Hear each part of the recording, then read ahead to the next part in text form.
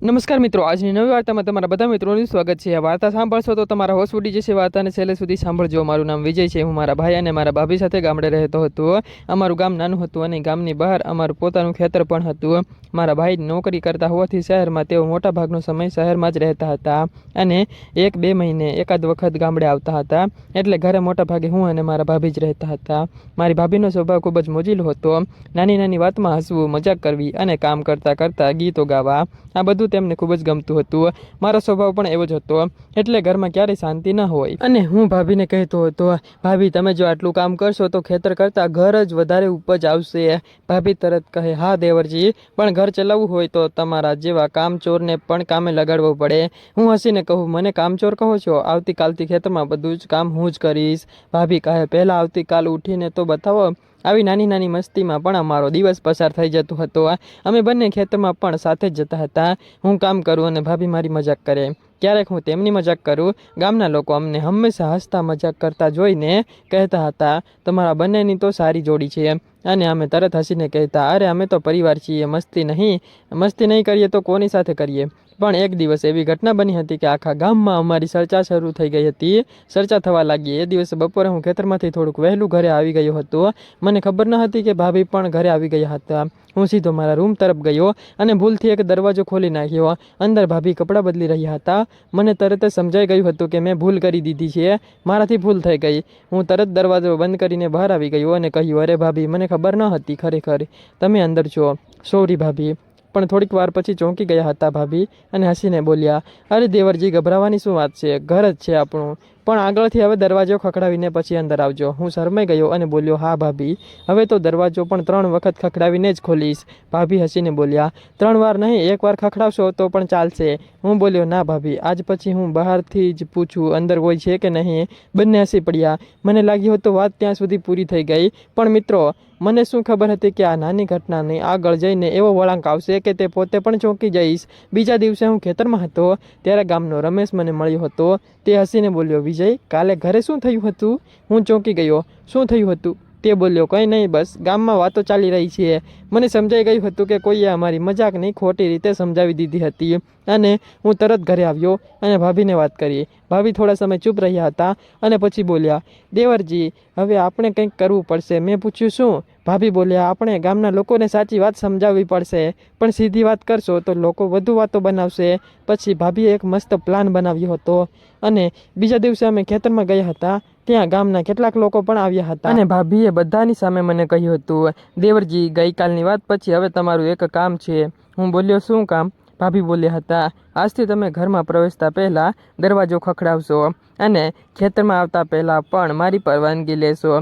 ત્યારે બધા જ લોકો હસી પડ્યા હતા અને પછી ભાભીએ આખી ઘટના બધા જને સમજાવી હતી અને ગામના એક કાકાએ માથું હલાવીને કહ્યું હતું, અરે ભાઈ, અમે તો મજાકમાં વાત કરતા હતા, તમે બંને તો ભાઈ બહેન જેવા છો। હું પણ હસીને બોલ્યો, કાકા, હવે તો હું ઘરમાં પ્રવેશતા પહેલાં એટલી વાર દરવાજો ખખડાવીશ કે પાડોશીઓને પણ ખબર પડી જશે।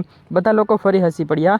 પણ મિત્રો, એ દિવસે મને એક મોટી જબર વાત સમજાઈ ગઈ। મસ્તી કરવી સારી છે, પરંતુ લોકો તમારી વાતને કંઈક એવી રીતે સમજશે એ આપણા હાથમાં નથી હોતું। ભાભી આજે પણ મારી સાથે મજાક કરે છે, હું પણ તેમની સાથે મજાક કરું છું, પણ હવે એક નિયમ છે, દરવાજો બંધ હોય તો પહેલાં ટકોરો, પછી અંદર પ્રવેશ।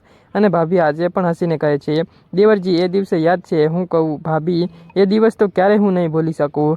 એક ભૂલ અને આખું ગામ સમાચાર બની ગયું હતું। અને મિત્રો, આમ અમારી નાની એવી મસ્તીમાંથી બનેલી એક ગેરસમજ આખા ગામમાં ચર્ચાનો વિષય બની ગઈ હતી। એટલે કે ગામમાં એક માણસ વાતો કરતા હતા, પણ અમને શું ખબર હતી કે એ વાત અહીં પૂરી થવાની ન હતી। બીજા દિવસે સવારથી જ ભાભીનો મૂડ કંઈક અલગ હતો। હું ચા પી રહ્યો હતો ત્યારે ભાભી રસોડામાં બોલ્યા, દેવરજી, આજે ખેતરમાં મારી સાથે આવશો કે ફરી બહાના બનાવવાના છે?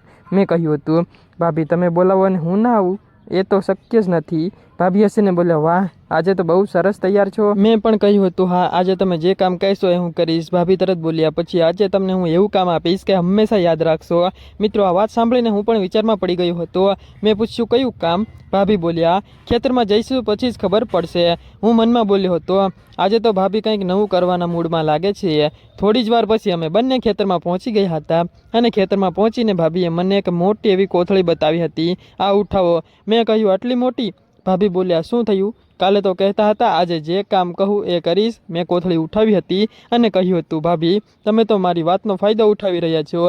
ભાભી હસીને બોલ્યા દેવરજી મોઢેથી મોટી મોટી વાતો કરવી સહેલી છે અને હવે કામમાં પણ બતાવો। હું પણ બોલ્યો હતો હવે જો હું આ ઉઠાવી લાવશ ને તો પછી મને શું મળશે?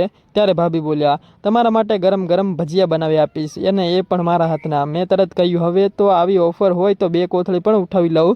બંને હસી પડ્યા। પણ મિત્રો એ જ સમયે દૂરથી ગામના 2 માણસો અમને જોઈ રહ્યા હતા અને તેઓ ફરી કંઈક વાતો કરવા લાગ્યા હતા અને અમને ખબર ન હતી કે તેમની નજર અમારી ઉપર હતી। અને ત્યાર પછી થોડી જ વાર પછી ભાભી ખેતરના બીજા છેડે પાણી જોવા માટે ગયા હતા અને હું એકલો કામ કરતો હતો ત્યારે અચાનક ઝાડની પાછળથી કોઈ અવાજ સંભળાયો હતો। વિજય, હું ચોંકી ગયો। કોણ? કોઈ જવાબ નહીં આવ્યો। ફરી અવાજ આવ્યો હતો વિજય।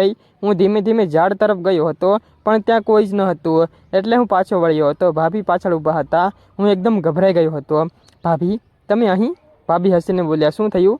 ભૂત જોઈ લીધું? મેં કહ્યું ભાભી હમણાં કોઈ મને નામથી બોલાવતું હતું પણ કોણ હતું એ ખબર નહીં। ભાભી થોડા ગંભીર થયા। ખરેખર? મેં કહ્યું હા અમે બંને આસપાસ જોયું પરંતુ કોઈ દેખાયું નહીં। પછી ભાભીએ ધીમેથી કહ્યું ચાલો પહેલાં કામ પૂરું કરીએ સાંજે જોઈશું। પણ મિત્ર મને અંદરથી કંઈક અજીબ જ લાગતું હતું અને સાંજે ઘરે આવ્યા પછી ત્યારે ભાભીએ મને કહ્યું દેવરજી આજે રાત્રે એક કામ કરવાનું છે। મેં પૂછ્યું ફરી શું થયું? ભાભી બોલ્યા આજે ઘરની પાછળની ઓરડીમાં જૂનું અનાજનું બોક્સ કાઢવાનું છે। મેં કહ્યું રાત્રે જ કેમ? ભાભી બોલ્યા કારણ કે દિવસમાં ઘરમાં બહુ લોકો આવતા જતા હોય છે એટલે હું બોલ્યો ભાભી તમે તો રહસ્ય જ બનાવી રહ્યા છો।